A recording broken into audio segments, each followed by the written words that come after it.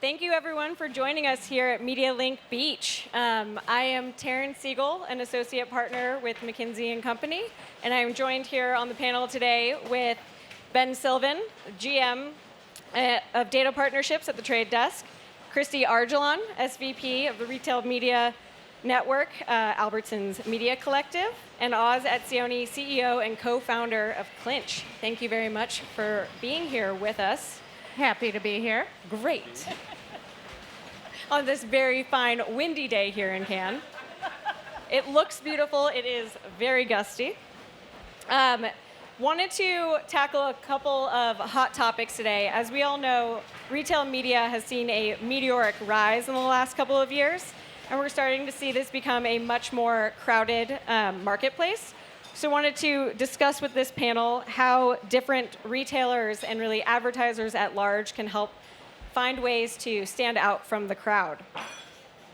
Hoping to define the art of the possible over the next few years, foster some knowledge sharing with you all, and gain perspective across the landscape to understand what retailers need to do.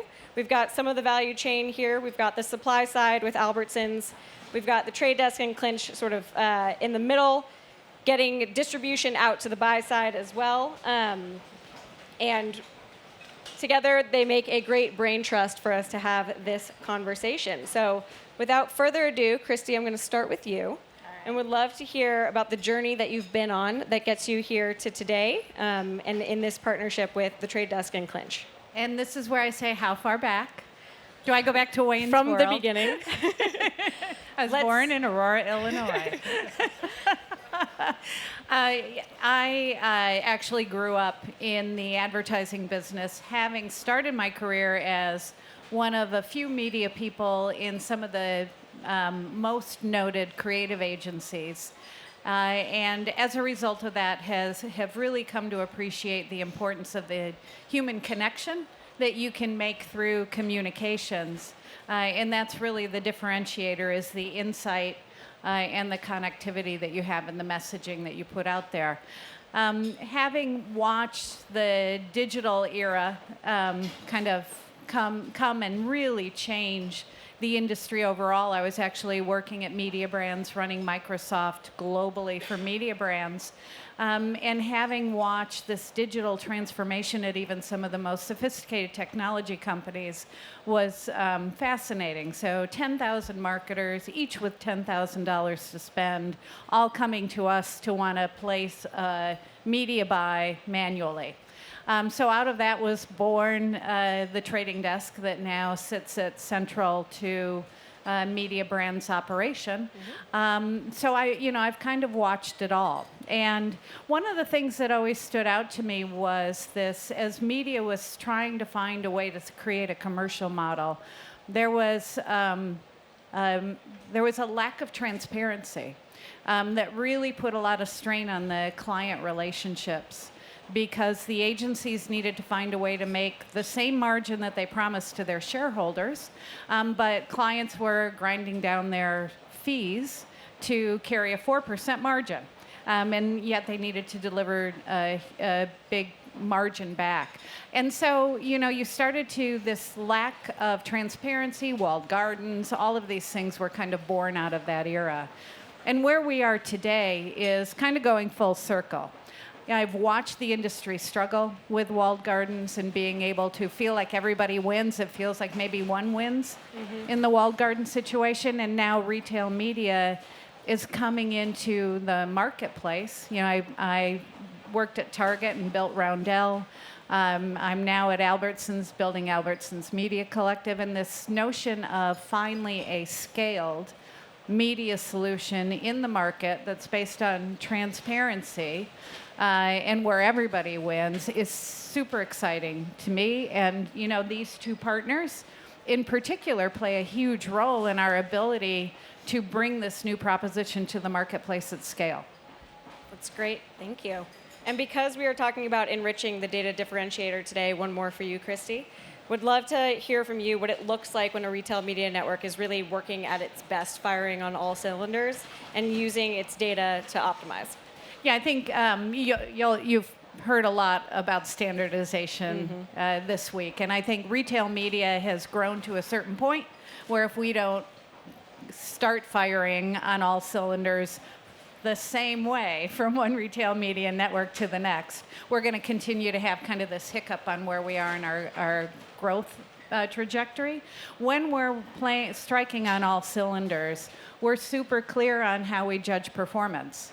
And what does that mean, not only from did we sell the products, how are we optimizing creative, how are we actually evaluating creative and its effectiveness? I think we're operating on all cylinders when we get our this notion of us being a tax out of the dialogue altogether, because it's so clear the value that we're delivering, so that we take all of that friction out of the situation, and it's really clear and easy for people to see the value. So it's incrementality, it's not ROAS, just a higher level of sophistication across the board. Great to hear. And then Oz, I think good for you to tell us a bit about the journey you've been on to foster strong partnerships for creative activation and optimization. Sure, happy to. So we started as an omni-channel DCO, right? DCO, dynamic creative optimization, and ad serving, and that was our big advantage in the market, really true omni-channel, and the ability to run and connect with consumers in every touch point across all channels where the brand wants to communicate with prospect or consumers.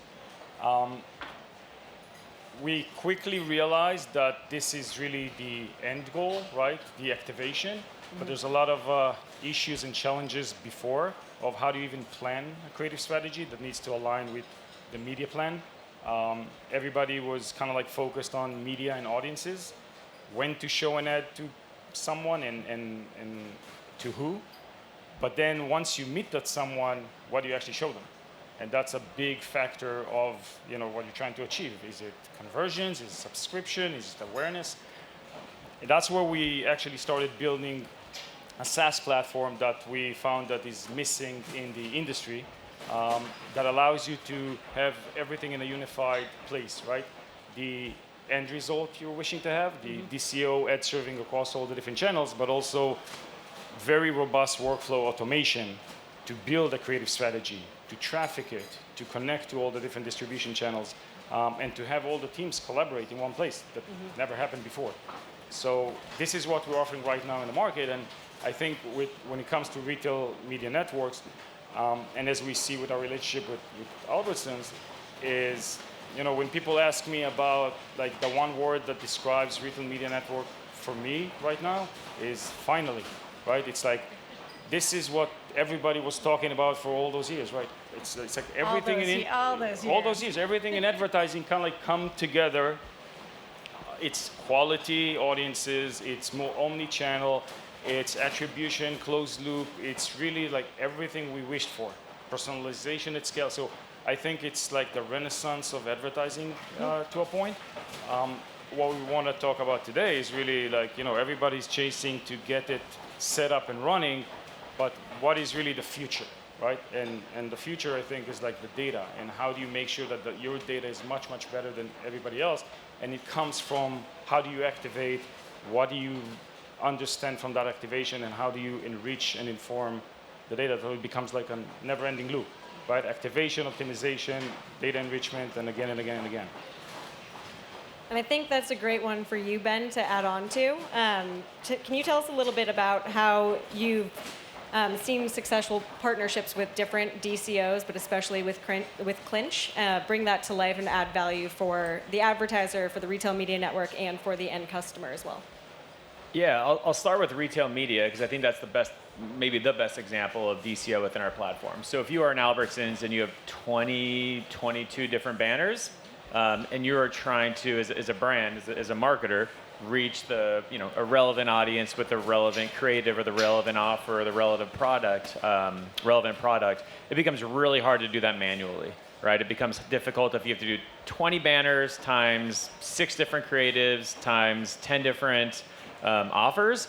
All of a sudden, from an operational perspective, it becomes daunting and untenable, right? So when we bring DCO into our platform, when it comes to retail, it allows us to serve the right audience with the right offer, with the right brand, so that it drives performance for the advertiser.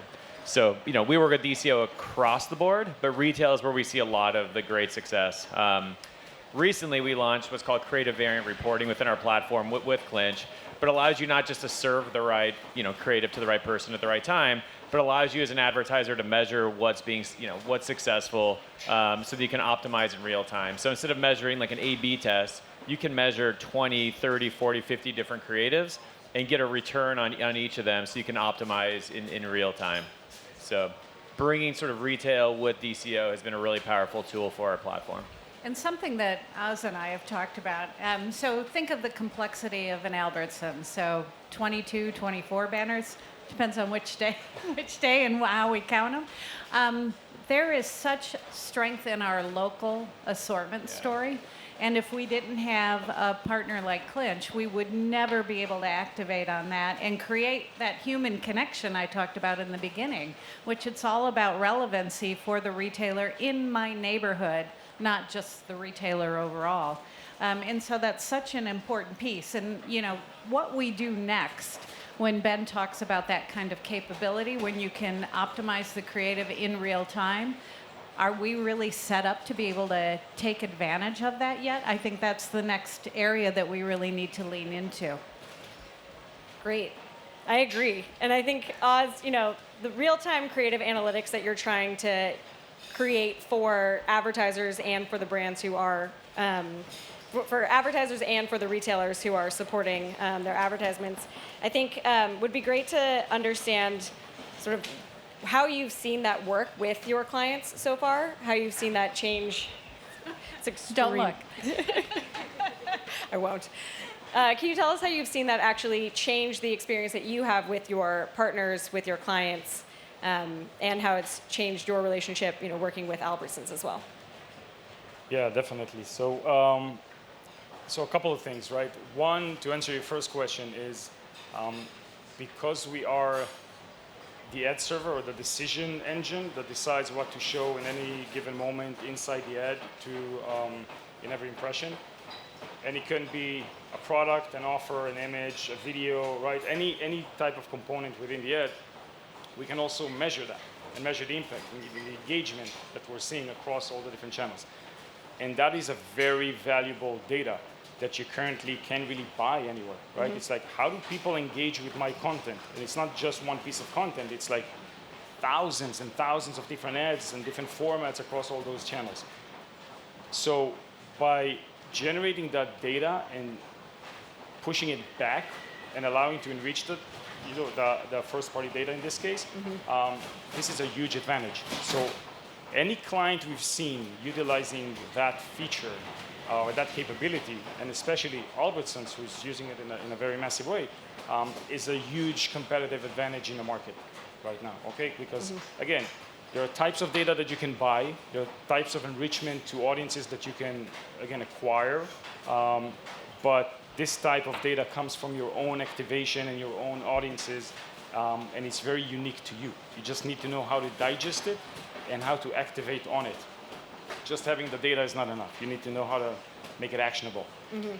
The other thing, to the second part of your question, I think, and that touches on what Kristi just mentioned, I think automation, it comes down to speed, scale, quality, and performance, I think, right? When you look like 30,000 feet at Retail Media Network, and you gotta have automation at every step of the way that you can, okay? Because now you're looking at maybe 100 CPGs, 300 CPGs, 600, but you want to get everybody. You want to be able to scale, and you don't want the technology or the human power to actually limit you.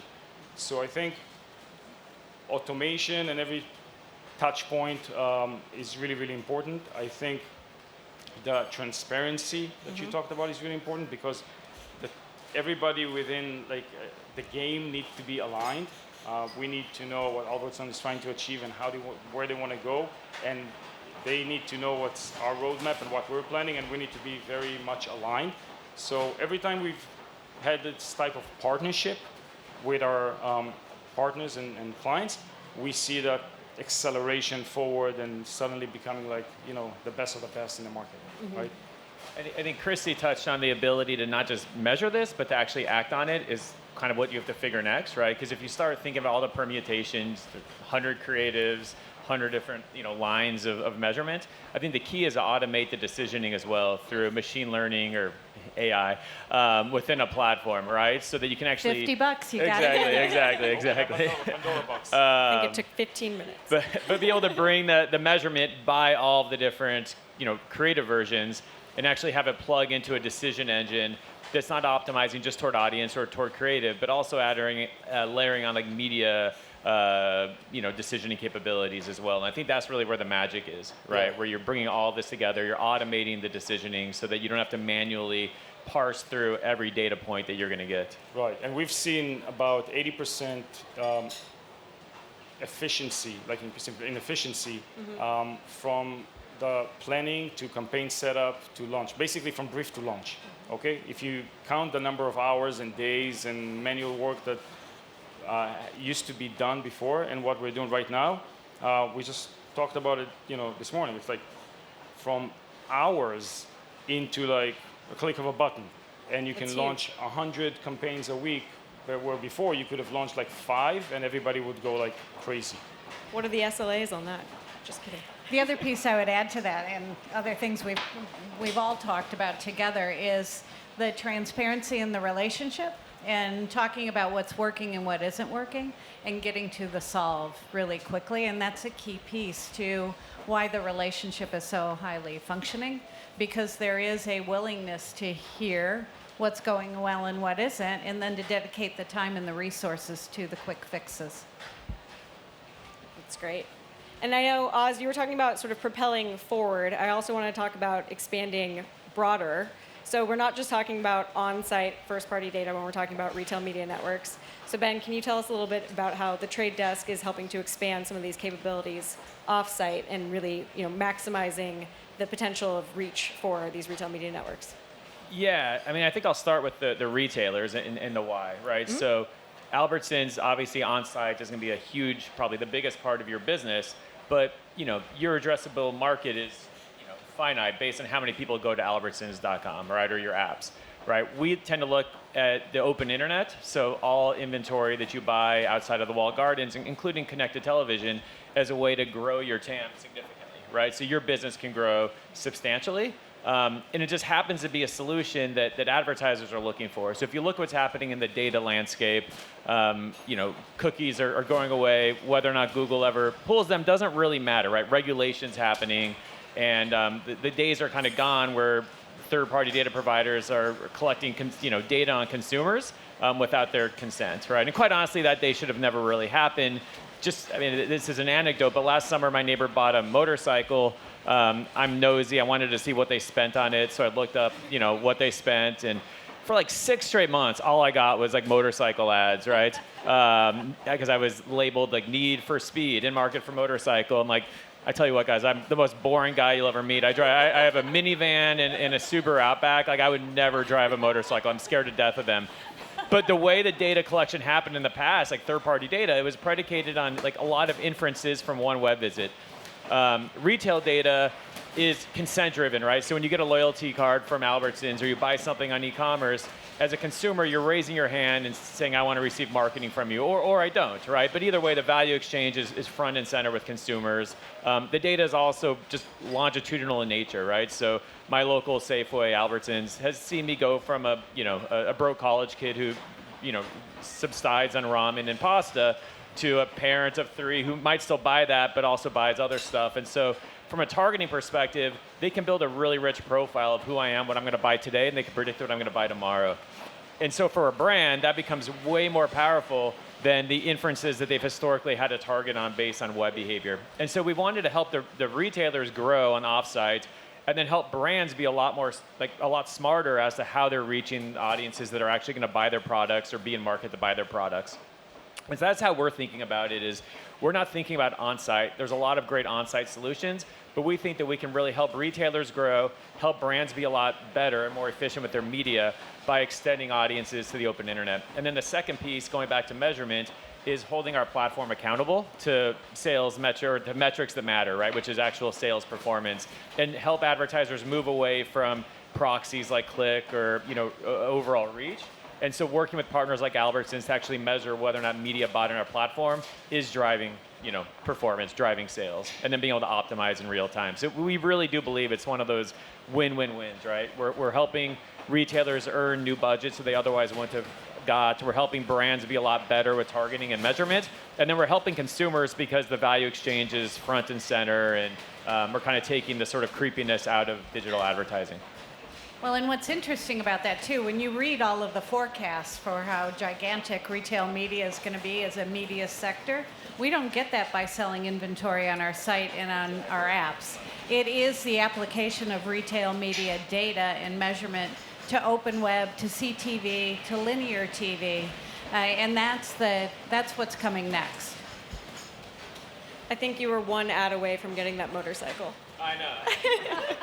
100th time's the charm. Yeah. A moped? Maybe a moped. Or the hatchback. I don't know. That's great. And I think we're starting to hear a lot of the power of how this partnership is coming together and creating additional value on top of each of your sort of opportunities alone. Oz, would love to hear from you sort of how this is. I love that we're ignoring the monsoon happening behind us, by the way. Oz, would love to hear from you a bit more about dynamic creative optimization and how what you're doing today is different than what has been available in the past, especially as it relates to sharing data and measurement back to retailers or advertisers at large. So one of the main things, as I mentioned at the beginning, is a lot of people are looking at activation only, right? Or used to look at activation only. It's like, we need DCO, we need to start optimizing, we need better performance, and we need it yesterday.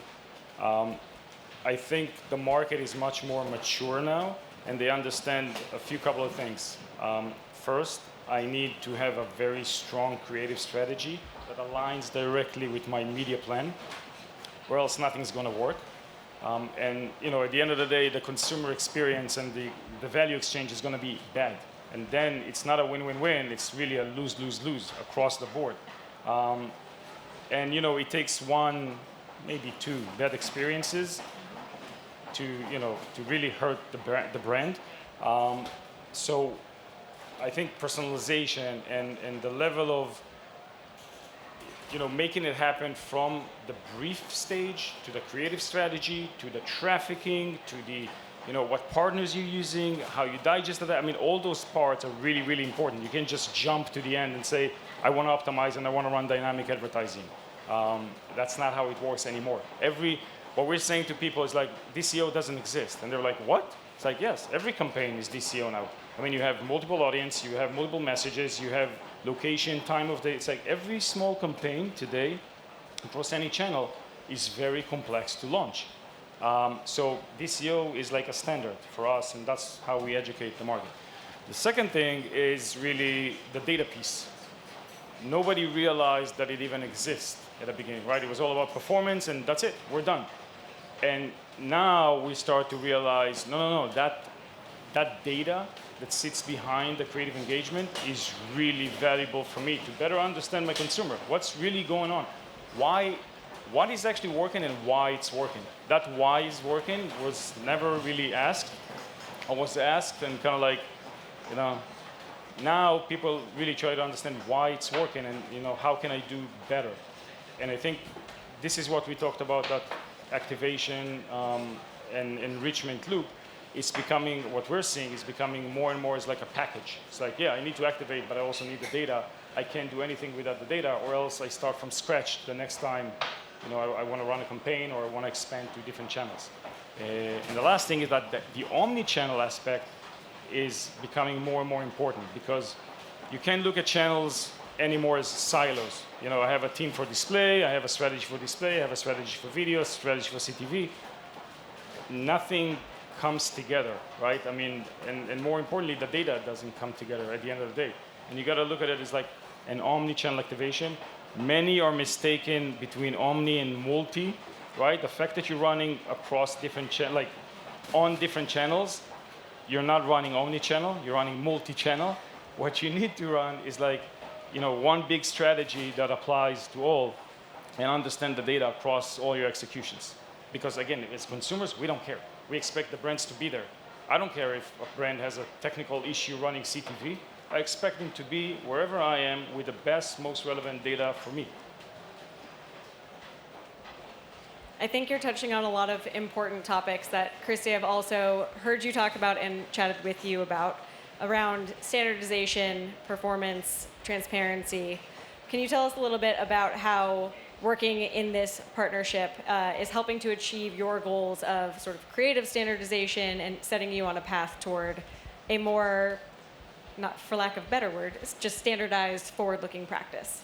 Yeah, if you think of where a retail media business gets all tied up in knots, it is in the being able to execute the creative in a seamless, effective way where not only do all the right assets get pushed out to all the right places, but then how are we optimizing it? Because the dream is you could get in and do optimizations all day long. The way that it works right now, it's a little clunky. Not with Clinch, but the way that it works right now is it's clunky, it's labor intensive. We're maybe optimizing it as often as we want to, but it's just not scalable and repeatable yet. And that's a lot of what Oz is pushing us on. Is it can be better, and it can be better now. There's nothing more to wait for. So standardization around how creative works and how it's optimized is a key piece of what we as an industry need to standardize on. We can each figure out our own way, but if we're all doing it different, it doesn't help a CPG. Same with measurement. So we burn a lot of calories on, here's how I do my ROAS. This is how somebody else does their ROAS. Do we even like ROAS? So, we get together with a client, and that's the first hour of the meeting is about ROAS. And so we can't get to that higher value of what we can deliver until we get that to a place where it's standardized and transparent so that they understand exactly what they're buying. They need to understand how we build our audiences, what's in that audience. And if we can take all of that fundamental stuff off the table, we get to the cooler stuff a whole lot faster and really lean into how are we driving their business versus is our ROAS as good as the other's ROAS. That's great to hear. And I know there's sort of the creative optimization activation side of things, and then there's also on the back end, sort of the reporting and measurement side. So Ben, would be great to hear, you mentioned creative variant reporting. Would love to hear how that is, go a little bit deeper into how that is helping to expand the known and unknown of audiences that are being served this creative. Yeah, I think we launched it earlier this year, and it's grown really quickly. I think we're focusing more on the known users because of identity. I think that the key focus for us to scaling it, and Kristi touched on this, is just making it easier for advertisers, right? I think that's one of the key things we need to focus on together, so that you don't have multiple platforms you have to log into, you don't have multiple partners you have to pay. So I think just from an operational perspective, we're trying to address a lot of the issues that Kristi brought up, just to make it so that we're a seamless experience between Clinch and the trade desk. I do think the future that we need to figure out is the unknown. So how do you continue to optimize and provide personalization where the sense of identity is starting to be lost, right? We do believe that the internet will continue to be addressable as cookies go away, but there's always going to be a portion of it that's not, right? That people are not authenticated. It doesn't mean that they shouldn't get the most relevant experience as possible. So we need to figure out creative ways to do that. But I do think our focus has mostly been on the known now, and then figuring out the unknown, in due time. And I know that creative variant reporting is just one part of the creative flywheel that you have with the Trade Desk DCO flywheel. So can you tell us a little bit more about Creative Connector, dynamic creative rules, as well as creative variant reporting? Yeah, it's the same sort of idea. We're just trying to make it as easy as possible to bring the right creative into our platform. We honestly focused our platform originally more just on the media buying. And we realized a couple years ago that we were just a little bit behind on figuring out how to partner with a Clinch, how to make it really easy to bring different versions of creative into our platform. So essentially, we built APIs to simplify that process. It's nothing magical. It's just really about making it as easy as possible to not get blown away. As easy as possible to be smart with creative and think creative first when you're buying media. So that's really what those solutions are: is API-based ways to bring data in. Or I'm sorry, I work on data all day. To bring creative in at scale and personalization into our platform. Great. And I know we've talked a lot about what has been working well. Can we discuss a little bit about what the failure modes are that you've seen across the board? Failure or learning? Learning. I mean, Thank you for the correction. I'll just echo what Kristi said. Like, I just think that we make it really hard to adopt new products within our ecosystem, right? And I think that the learning is that we need to figure out stronger ways to partner and show up as one, holistic solution to advertisers so that they can adopt it easier, remove the friction for them. So I think that's probably the biggest learning in my mind is we just make things so fucking hard for advertisers, and we need to make it a lot easier, whether it's the data you use, whether it's the creative decisioning that you bring into the platform. So that's really the key thing that we've been focused on at the Trade Desk is making it really easy to partner with us, bring different assets, whether it's creative, whether it's data, into our platform and work with the vendors that you want without it having to be a huge lift. Yeah, I would say one more thing is there's the crawl, walk, run approach, which personally I don't really like. You don't necessarily have to, it's not a baby, you don't have to start with crawl. Sometimes you need to start with run. It really depends on where the rest of the market is and how prepared you are. And the problem with crawl, walk, run is most are getting stuck at crawl, right? So, that's my personal approach. I think it's better, it's like the conversation needs to be, where do you want to go or get, when, and and what is the, who are the partners to get you there, right? How much you're willing to invest, and a lot of those conversations never happen. I think many advertisers or many clients are sometimes coming with a list of, I need like XYZ in order to get to where I want to go, and each one of them, each partner is like patching, a need. I think that's the wrong approach, but we see it many, many times. And again, I go back to this relationship and also with the Trade Desk, right? Yes, it's a simple API, but it opens up so many opportunities for clients, right? Because it is simple. It doesn't need to be complex. Most of the stuff in the industry are simple. Macros, APIs, communication. And I think, that partnership for us, both of you, is amazing just because there's a lot of communication and understanding of where you guys want to go, what can we do to help. And I think that is missing many, many times in that partnership relationship. It shouldn't be a client-vendor relationship. It should be looked as a partnership. I see a change in the industry with many of our clients, but it's still not there. So kill the crawl, walk, run. And retail media is growing up in an environment where people are used to delivering numbers quarter by quarter. And the struggle is very real between I need to deliver my base business and the number this year and being ready for next year and the year after that. So we get all tangled up in the crawl. And we're to the point where you have to fight the energy that wants to keep you there.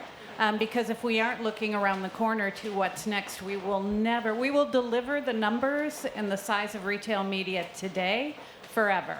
But at some point soon, it's going to cap out as what it is today. And if we really want to capitalize on the opportunity, we need to be looking around the corner at the same time we're delivering this year's numbers.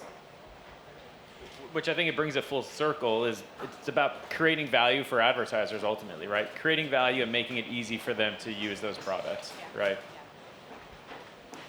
We've been touching on a lot of themes. We've heard about automation, we've heard about optimization, we've heard about transparency and standardization, all the Asians.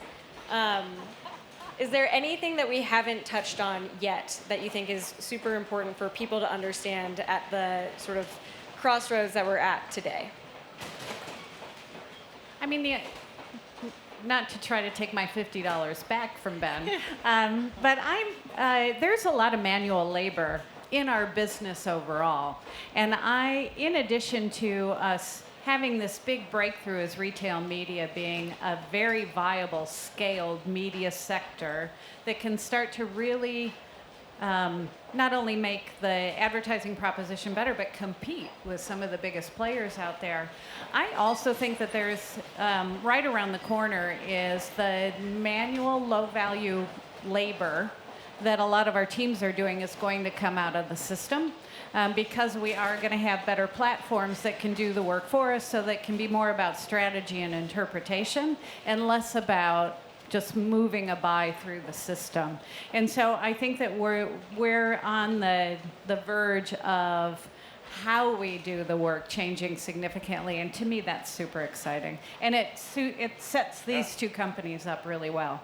Yeah, and first of all, I think it's really impressive. We've been talking for a long time and nobody mentioned AI at all. So I'd say we managed to not, I jump into that sheepishly did earlier. Yeah. We left Web 3.0 out. Right, exactly. And the metaverse is somewhere around here. But I do think, to Kristi's point, generative AI is going to play, a big role in that. For us, we're looking at it as not just the obvious, right? Yeah, imagery, text, messages, of course. That's the first thing that comes to mind. But really, that part of what takes the longest time, what frustrates people to do manually, what is really difficult, right? And if you look at the whole process, setting up strategies, QA, reporting, analytics, understanding the whole spectrum, this is where you need to implement generative AI. I mean, that's what we're working on, especially to facilitate the stuff that you don't really need to do, right? So it's kind of like we see it as automating the self-service. People want self-service, but they don't want to do the hard work on self-service. So automate it for them and let them think, let them strategize, let them do what they like to do as well, and let generative AI do the rest. I mean, nothing really to add, right? We look at AI in our platform as a co-pilot with the traders, right? Same idea as you, right? We want to take the menial work out of their hands so they can focus on high-level strategy. Our teams can work with them on developing strategy and sort of get out of the menial tasks. We do believe, though, that to some degree that decisioning should be done at an AI level, some of the strategy. I think that if you're bringing in creative variant reporting and you're measuring 50, 100 creatives, it's just impossible to efficiently be able to optimize against all those.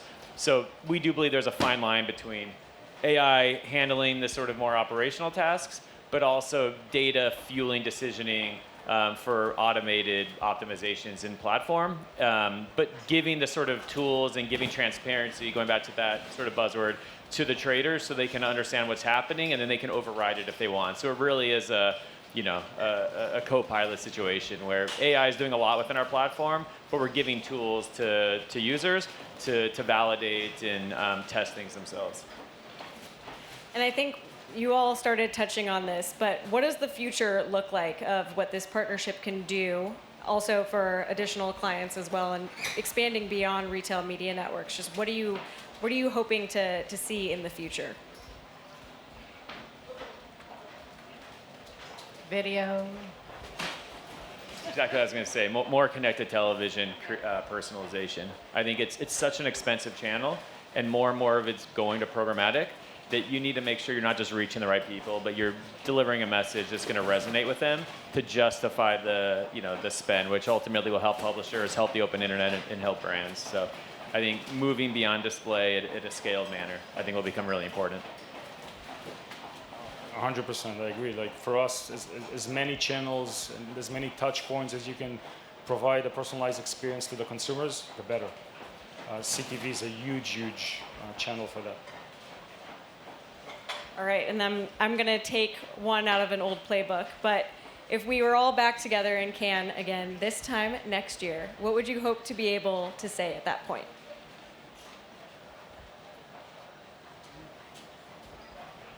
That a TV screen didn't fall on me at the Clinch event. No, I mean, I think for me, it's just about becoming more data-driven on our platform. That's ultimately what I focus on every day, right? And moving to data that's most relevant. So every relevant advertiser is moved away from some of the data examples I gave before, right? The making inferences on one web visit, and they're moving to verified purchase data and predicting what people are going to buy. and then they're using that to then inform what creative somebody's seeing, right? Sometimes I'm surprised at how, like, the lack of data that's used by advertisers, some of the most sophisticated advertisers, and really we're on a journey to make data the center of everything within our platform. So I hope a year from now, we're continuing to see that be adopted more and more. For me, it's going to be around the process of optimization. So are we able to use all of the data and the information that Clinch can provide us on the programs that we're pushing through the trade desk? And what have we built in our capability to be able to take full advantage of it instead of doing the best we can? And I think that when it comes to optimization that leads to better performance, it's about the facilitation, again, of the manual labor, where we can do optimizations more fluidly, more frequently, and drive better outcomes for our clients. Yeah, I would love for us to talk about how CTV exploded the last year that since we talked for Retail Media Network, and how CPGs are actually exploiting all the different channels, how everything that we're building right now is actually success, and also how awesome the generative AI we implemented into the platform is doing. See, he does run. That's a run. I think that's sprinting. I'm not sure. I like that. Well, it sounds like this has been game-changing to this point and very necessary in the world of retail media and advertising more broadly. I think, anything else that you guys want to share in closing? Otherwise, we can open it up to the crowd. No? All right. Then thank you very much to our panelists, Ben, Kristi, and Oz. It's been great to hear from you and your experience, and especially about this partnership, sort of unlocking additional performance at scale and audience insights for retailers, brands, and end customers. Thank you, Taryn. Thank you very much. Thank you. Thanks.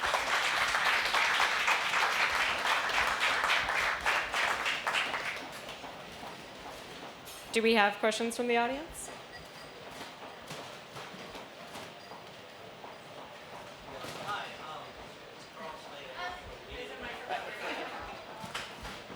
Hi, it's Carl Spangenberg from MediaLink.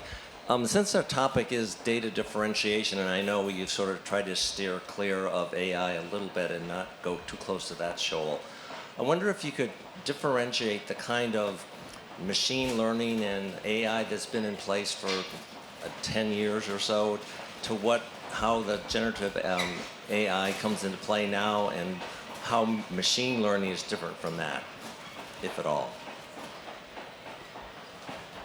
A little question. Yeah. Quick answer.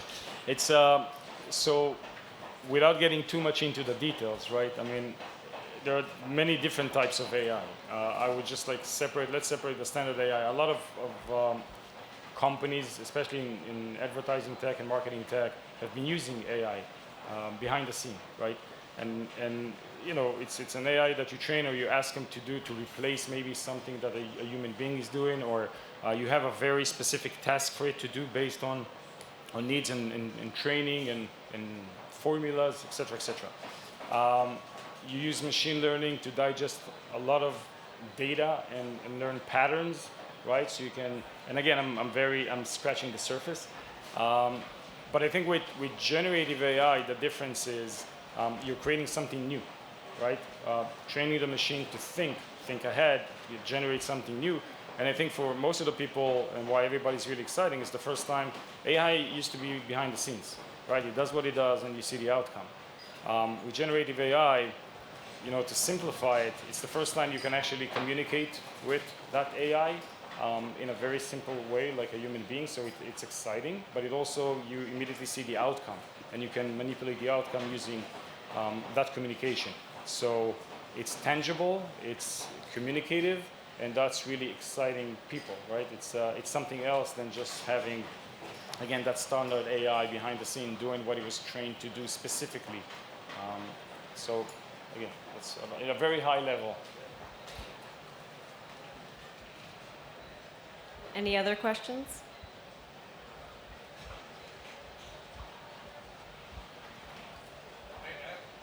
So you asked the question, like, see a year from now, right, to come back to con, what are the biggest obstacles that would prevent you from having that outcome that you want to see next year?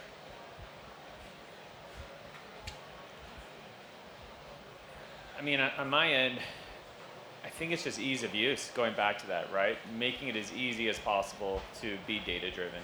I think the way that, in general, solutions get patchworked together, create a lot of friction, right? So I think really like the work that we can do together is how we're going to solve that problem and facilitate more data-driven decisioning within the platform. So that's kind of the good part of it, is like we kind of have the power within our hands to solve it. And I think just a shift in strategy with a lot of the major agencies to continue to be more data-driven. We're seeing that, right? We're seeing it pick up really quickly. So I think we have a lot of momentum. So I think it should happen. Yeah, and as having worked in a couple of different places, having worked in a lot of large organizations, this isn't necessarily true for where I am right now, but if you don't have the support of your organization, of your CEO, of your engineering department, of your team, to really drive the transformation, it's going to slow it way down. And you will always find the detractors in the group that don't want to make the leap, that don't want to just leap to run. And those are actually quite threatening to being able to make the progress that you need to make as fast as you can. There's value in it because they encourage you to pause long enough to make sure that you're doing the right things at the right pace. But if it goes too far, you'll get stuck, and the marketplace will blow right past you, especially right now at the pace of change. I also think it's an industry effort, right? I mean, and you touch on studentization. I mean, it's important that people come together in terms of like, okay, this is how we do things, and not invent the wheel every time, because that confuses all the CPGs and the different advertisers. We need to kind of like unite in a way. And the way to do it is really lead the way in a very successful way so people see and start to imitate. Yeah, I mean, I think that's a great point. There, again, if you talk to any CPG in particular who's the heavy user of retail media, we're so hard to work with right now. And if we don't get that out of the way, they'll lose interest. They'll be told by their CFO to stop hiring people to try to navigate the complexity of retail media. If we can't figure it out for them, they're going to go look somewhere else. Great point. These threats to being successful in accomplishing this next year are made even more dramatic by the wind behind you. The slap of the plastic at each point. Yeah, you said threatening, and it was like boom. I think we have time for one more if anyone has any more questions. All right, then thank you very much to our panelists. Thank you to Clinch, the Trade Desk, and Albertsons Media Collective. It has been a privilege and a pleasure chatting with you today. Thank you, Taryn. Thank you. Thanks, Taryn. Thanks.